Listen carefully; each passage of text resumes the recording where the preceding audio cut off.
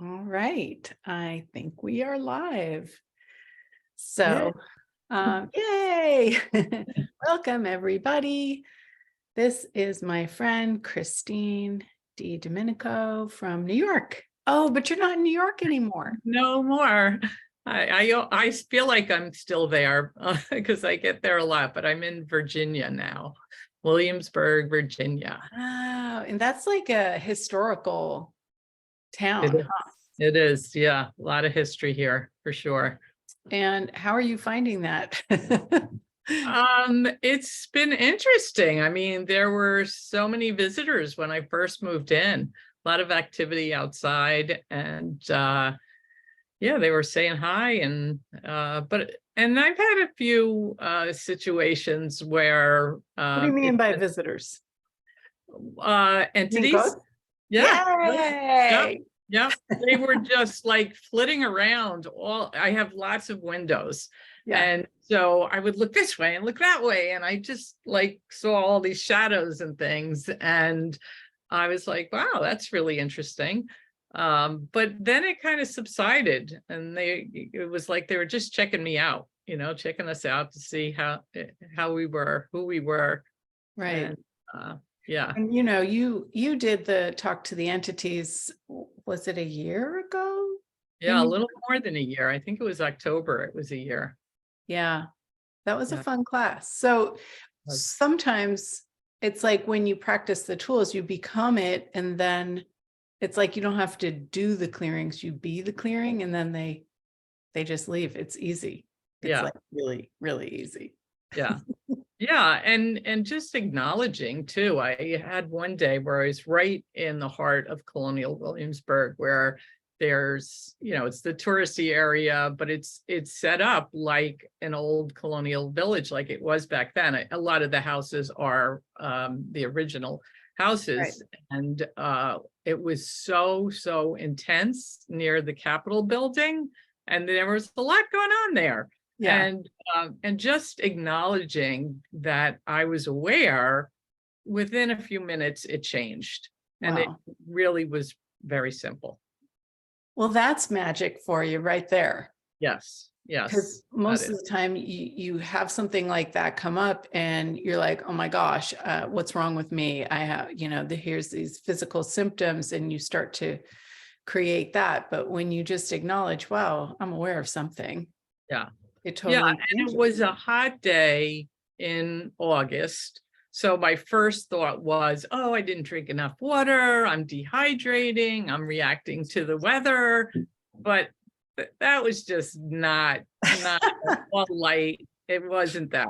So I had to really look at, okay, what is this? And it was, oh, look where I am. Mhm. And look at all the history there. And yeah, so that's what it was. It was my awareness of entities, Wow. and the acknowledgement of that made my body have a lot more ease, a lot Wow. more. Yeah. That's really cool. And so simple. So simple. And But that's what I love about the tools of access consciousness is, if we actually use the tools, like the first tool I used was to ask a question. What is this? Mm-hmm. What can I do with it? Can I Mm-hmm. change it?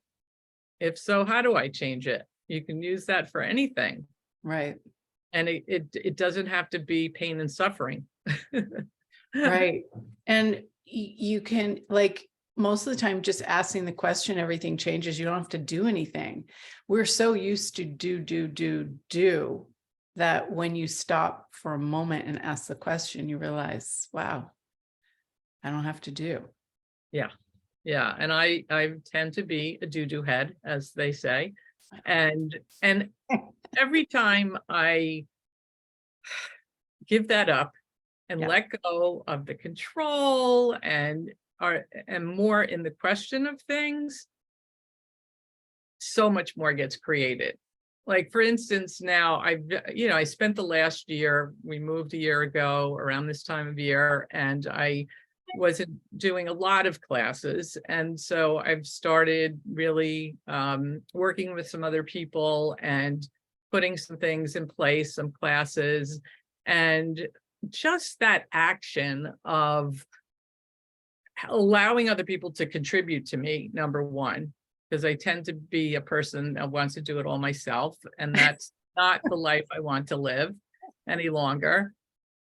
So having people contribute to my business, work with me, work together, it's like, I posted one class and then 2 people asked me to do a foundation, one in New Jersey and one here in Williamsburg. Mhm. And that was not a doing. That was just an energy that I was willing to be to expand my business. And now people come to me instead of me having to do the marketing and all the business things that are out there in this reality. Yes. Yes. I was speaking with somebody a few weeks ago who was like, I've done all the Facebook ads, I've done all this promotion, I've spent all this money on advertising and marketing. And it's like, even just hearing them talk about it, it's this push, push, push. And they're like, and nobody has come. And then the conclusion. And it's like, wow, you have to recognize the energy that you're being, and if you're actually willing to allow that contribution and allow it to be easy and allow it to come to you, it's very different. Yeah. And to relax. Yes. Relaxation is a creative energy. And when I really got that was when COVID hit and I was sick. And I was sick for probably a month. I felt horrible. And my logical head was saying, you've got to do something. You're not being productive. And then I wasn't feeling better. And when I gave up that point of view and just went into the relaxation of, all right, I'm going to give my body whatever it requires. I don't need to do anything.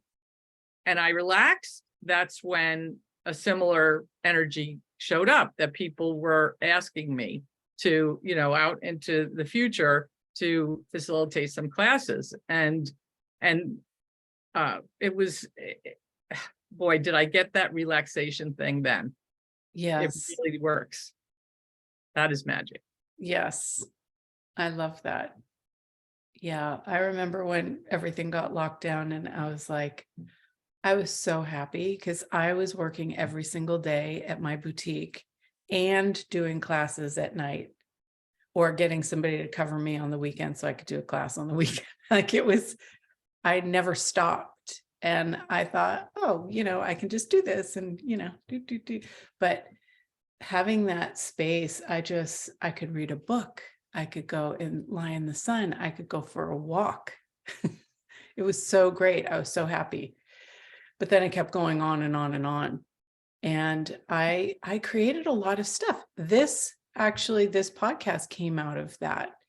And it's been going for like 3 years. And my YouTube channel, I had just started it and there were like 30 followers and now there's over 700. And it's like, oh, cool. And I didn't do anything. I'm just, talking with my friends, sharing these tools and the love of the magic of access, and it just grows.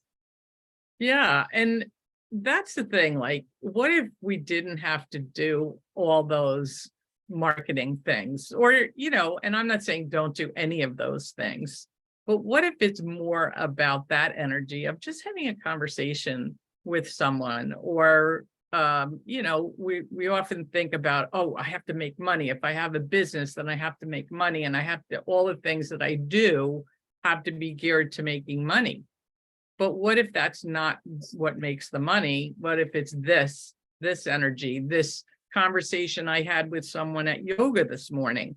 And I just asked her, hi, how you doing? You've been busy? She just moved here. And she, she told me what she did over the weekend. And then she asked me and I said, oh, I have this class. I teach this energy work. And then she asked me questions about it. And then I told her, well, on Wednesdays at 4 o'clock, I have a stress reduction class right here at the fitness center. And I teach people how to do this. So she said, oh, wow, I just have such a monkey mind. right? I mean, that's a term we use a lot, is get Yeah. rid of the monkey mind with the bars. And she said, I'm coming to that. So that was Was not that an intro or it's is it a just bar class? it's like a little taste of the bars. So I show people how to do the implant band, maybe how to do a few other points, and then I have them trade with each other for maybe 20 minutes each. I talk about some tools. So it is like an intro, and Cool. it's every week. So if they come back, they get a little bit more and a little bit more. It's been fun. Nice. I like it. What a great Yeah. idea. I Yeah. have to speak to what people can hear, right? Yeah. And that's that creation of that came about very, very magically, because my yoga teacher, who had been asking me about this, because it came up at the end of a yoga class one day, introduced me to the man who runs the fitness center. And I just told him a little bit about the bars, and then he started asking me questions about it and what can it do. And then he got to the stress reduction part of it, and he said, yes, we want to do this. That just was awesome. magical. Yeah. A friend of mine is starting to do the sound bath thing. It's like that's really, really in these days. And when she does them, a lot of people are like, okay, so what else do you do? And it's a great introduction for her. And I've been doing these reverse aging intros. And so I thought, oh, how cool would it be to do a reverse aging sound bath? And so we're going to do that in the beginning of May, and just starting with some tools and like a mindset reboot. So you're not creating all those points of view that create the aging, and then the sound bath to infuse all those energies into your body. That's so fun. These are such great ideas for people. If they're bars facilitators, or not even bars facilitators, but bars practitioners. And, what is going on in your area that maybe you're already involved in, where you can incorporate these tools. If you're a parent or you're a teacher, I used to incorporate the tools in my physical education classes. One of the things that I had the kids doing is when they would be starting a new unit. So for instance, like dance, most of the girls loved the dance, but some of them had, they don't like to perform. Boys too, some of them were really into dance, but then getting up there and performing. And so I would ask them at the beginning of the unit what they thought about this. What do you like this? Do you not like this? And all these things would come up, right? All these energies. So then I would have them put it in a bubble and pop it. So that was our pod and pock way of doing it in school. Wow. And then I heard about one, I had done it with one class, and then I started doing it with a different class. And one of the kids in that class said, oh, Nicole showed me how to do this at swim practice. So it's something that they can connect to and can share with each other. Yes. Yeah. It's reminding me the How to Become Money workbook. They say, tear it up, write it down and tear it up. And some people say write and burn, and some people say flush it. Like it doesn't matter, but just whatever is going to work for you to let it go. And so it's not in your mind, it's not in your body, it's not in your world anymore. Yeah. And how can people receive that if they can't receive the pod and pock? Right. Those other things that you described are great things to introduce to people. And just saying that, I'm realizing that it's really just the choice to let it go, to not make it important, to not make it greater than you. It's actually a choice. Yeah. Yeah. And you brought up the How to Become Money workbook, and I actually just sent my mailing list a video about this. I started watching this show on Netflix called How to Get Rich. And the man works with different people to help them create whatever their rich life is. Mhm. Some of the people have a lot of money and some of the people don't have a lot of money. It didn't matter. They had some limitation around money. Yeah, like the woman that has a lot of money, she just spent it all. And people that didn't have money, like when they were growing up, spent money. And he actually asked them the question, what does money mean to you? Which is in the How to Become Money workbook, by the way. Right. And then it would bring up all these things, thoughts and feelings from childhood and what their experience was with money in childhood. And it was exactly what you said. It was just a choice for them to change the way they looked at money. And that started changing. And they were educated too on keeping track of everything you spend. Again, we talk about that in Access, keep track of everything that you spend and everything that you bring in. Yeah. And many times the people, most everybody was spending more than they brought in. And so having this clarity with money. And then those things, when you actually put your attention on those things and become aware of what is creating your functioning with money, it can change. And it did change for these people. I highly recommend watching that. That's It's like cool. the tools of How to Become Money workbook in action. And do they talk about the like putting aside money for taxes and for saving up and things like that? They definitely talked about saving money, putting money away. Yes. Not so much I don't remember them talking specifically about taxes, but definitely about having money aside instead of always just having enough. Yeah. Yeah. Yeah. There's a book called Profit First. Mm-hmm. And they talk about having like 8 different accounts, and so you have your spending account, Mm-hmm. and then you have your tax savings account, and then you have, other kinds of savings accounts for, other things, but your operational is the spending account. And if you bring everything into that and you don't put percentages in the others, then when it comes tax time, you're scrambling. Yeah. And so I did that. I have 8 different accounts. Mm-hmm. And it's so easy. And like when you have a lot of expenses in your business and you don't have to pay a lot of taxes and you still have this big tax account, it's like, oh, how cool is that? I don't have to use that. It's just waiting there for me when I do need to pay taxes. And there's a different energy with that, because I added some accounts also, because what I was finding was when I put all my money in, I already had a business and a personal, but when I put everything personal into my personal account, like I have a condo that I get rent from, and I would put it in that account. And then I decided, you know what, I can pay that rent, my mortgage, out of my personal account already. So I opened another account and I put the rent in there. When I put it in the other account, I never had to touch it. And I thought, wow, it's just such a different energy, because I see, oh, I have all this money. And then somehow at the end of the month, it was gone. But when I separated it, the energy changed and I didn't feel like I was depriving myself of anything.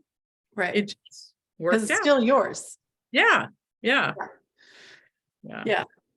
I know that's the thing. And I did a similar thing with, I have 10% account for my business and 10% account for me. And I didn't have 2 separate 10% accounts for my 2 different businesses.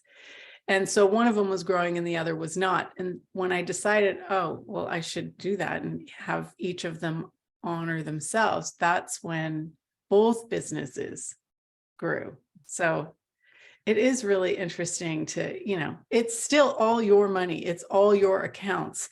But when you separate it out, you can see them grow, and you can see which one is growing more, and acknowledge it and be happy about it and create more. Magic with money.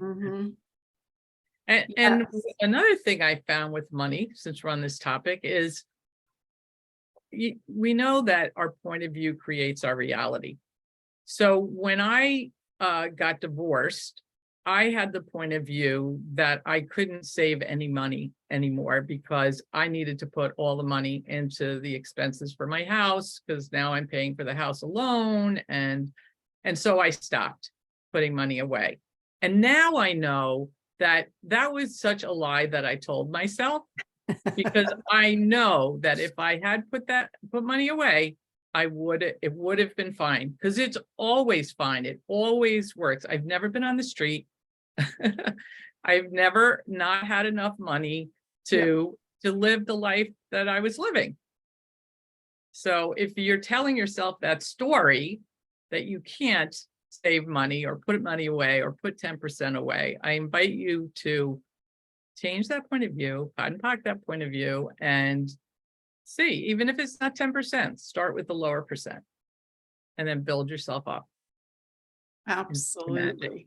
It's the same thing with aging or reverse aging. If you tell yourself, oh, now that I'm X amount of years, this is going to happen, that's going to happen, this is going to slow down, this is going to drag, this is going to, that's what you'll create. And how many people actually ask to look younger, feel younger, have more energy and vitality? You'd think that people would, but they actually don't. They expect to get tired and to be going downhill. Yes, they do. So, they do. If you just listen to the people around you, they do have that expectation. And I noticed that with animals, they're like little, babies, puppies, whatever. And then all of a sudden they're adult and they maintain this level of, enjoying their life until the very end. And then they, go downhill quickly and are gone. So they don't have this long decline like people do. Yeah. And I get that it's, well, first of all, they don't judge. And they don't go, oh gosh, my hair is turning gray or whatever, but they live to enjoy. Yeah. I had a pet like that. I had a dog who was fine and healthy, and very quickly he passed away. And I actually did some work with Susie Godsey when he did get sick at the end. And Susie was even shocked at how quickly he went after the session that we did. Wow. And there I have noticed there are some people who have pets that do linger. And what if that's because of the projections and expectations that they have on their animals? And so the animals perceive that energy, and maybe the owners aren't willing to let them go, and they hang on for the points of views of their owners. Yeah. It is interesting. So I've been asking for my hair to grow out strawberry blonde.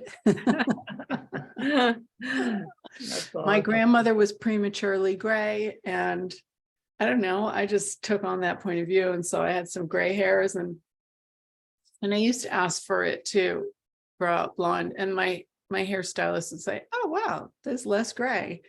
And then I don't know, I forgot about it or something, or I hit another decade and I was like, oh, well, But, even if you've fallen into that hole, you can choose out of it again. You can turn it around. You can change. Just take you can change. Well, not everybody. only the people who actually are brave enough to be crazy. Yeah. Different. Well, when I first found the tools of access and I heard that word, like, you can change, you have a choice, it was like a huge aha moment for me, because I was so entrenched in obligation and expectations And after that weekend that I did the bars and foundation, it was like, wow, my life changed a lot. Yeah. And I feel like people don't really remember. I don't really remember uh how little choice I was giving myself way back. It's hard to even, well, I don't even want to look back there, but I'm working with this woman, actually several people doing the energetic facelift. And they're like, I don't know, is it working or not working? And I'm like, are you kidding? And we look at the old pictures and they're like, I don't know. And they're like, but people are telling me how beautiful and glowing my skin is. I'm like, okay. When you look at yourself through the eyes of judgment, you cannot see the changes, but other people can. Yeah. Yeah. And judgment will bring you back to undoing everything. So you really have to look at what is true and where would I like to put my energy, into fighting the thing that I don't want, or into what would I like to create? Yeah. Yeah. And when you actually make the choice to create something different, or to even the choice to ask a question, and then you notice something's different, to acknowledge that, to acknowledge the magic. And I heard Dane say recently, acknowledge the miracles and more miracles will show up. Even write them down, he says, Yeah. write them down. I know. And that's something, like, I started doing that several years ago, and then I started writing the year. So it's been several years, and seeing all of them and looking at that list is amazing. And it's not anything that you show anybody else or need to tell anybody else, but you get this huge swell of gratitude for who you be, what you can create, what you're choosing, the effect that you have in the world. It just really gives you that sense of, I don't know, purpose, but not purpose, because it's just you being, and it's joyful. Yeah. Yeah. How does it get better than that? How does it? Wow. I like magic. Me too. And that is one of the things that attracted me so much to Access, was when I heard that word, like, you can create magic. And every time I hear it, I still like just tingle, because I know that's true. I know it's true. Yeah. Yeah. Wow. It's just making me remember.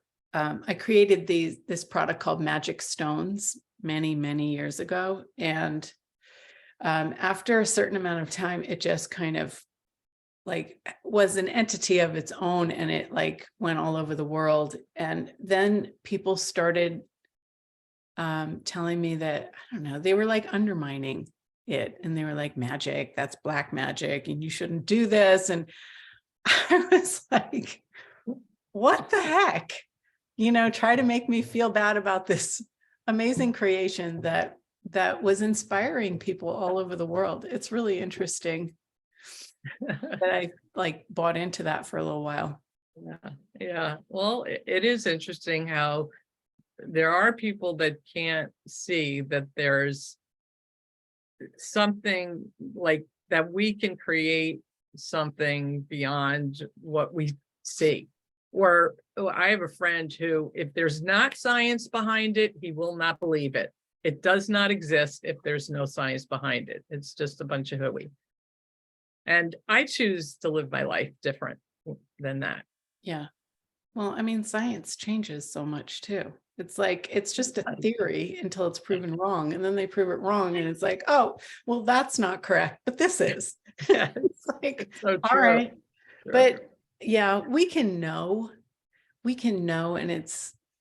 then science will prove it. Yes. So We know first. Science catches up. wow. All right. Well, what magic can we all create together and on our own? And what is possible now? I wonder. Yeah. It was really nice catching up with you. I can Nice. see you're wearing one of my necklaces, aren't you? Of course, necklaces and earrings, Ah, jewelry. I love it. Just a few of my collection. awesome. I For hope having me. It's so contributed fun. 10 times. That's what I Mhm. always ask for. Contribute 10 times the amount. Awesome. Well, thanks so much for coming on, and I'll put your website in the show notes. So if you want to see Christine and anything that she's doing, check that out. Thank you. Thanks, Julie.